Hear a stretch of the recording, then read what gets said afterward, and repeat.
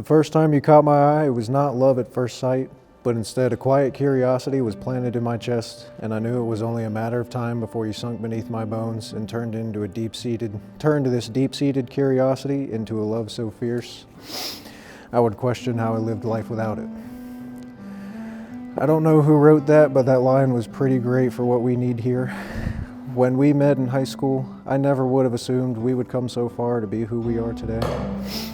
But having started out as a high school crush, we spent years hanging out like teenagers do. But the real relationship began when our relationship went long distance and we had to be tested. For 5 years, we made time to see each other, and when the distance was either 2 hours or 4 hours, we just made it work no matter the distance. And making what time we could count on every weekend as if it was a whole month, we did the best we could. All the miles and the time were well spent to lead us here to the altar today. But when we hit the hardest part of life, sharing responsibilities and sharing our life together in a home, that was when we truly were built into two puzzle pieces to become who we are and perfect for each other. What started as a test of our resolve resulted in the beginning of the rest of our lives. I vow to dedicate myself to you, to the safety of our home, to the growth of it, and the happiness that we'll share as a family. I love you, Julie Oliveira.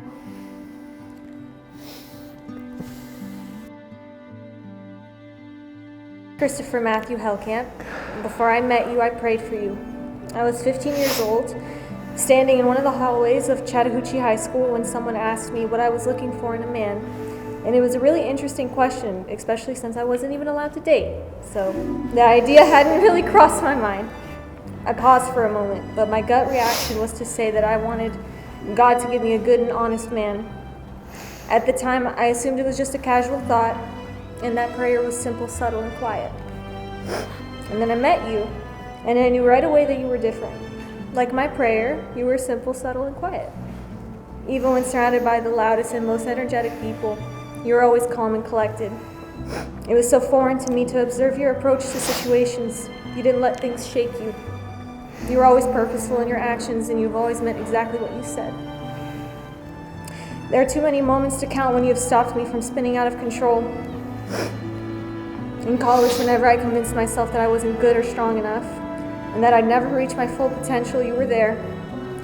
When I was working in those moments, I doubted that my efforts made any difference for my patients. You reminded me of my purpose.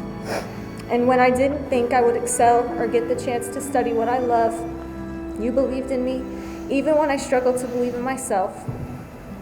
Your patience is a virtue I admire deeply. Time after time, you have watched me stress myself out, knowing eventually I'd succeed. And you never grew tired of supporting me. For that, I apologize, and I love you all the more. You are my rock, my steady place in every storm. You've been my refuge, a safe space in moments of weakness. Your strength and love have lifted me up when I felt that I might fall. I know that God has truly blessed me with a good and honest man. And I think I understand now why I get so emotional whenever I hear Corinthians 13. And it's because you are patient and you are kind. You are not envious. You do not boast, and you are not proud. You do not dishonor others, and you are not self-seeking. You are not easily angered, and you keep no record of wrongs. You do not delight in evil, but rejoice in the truth.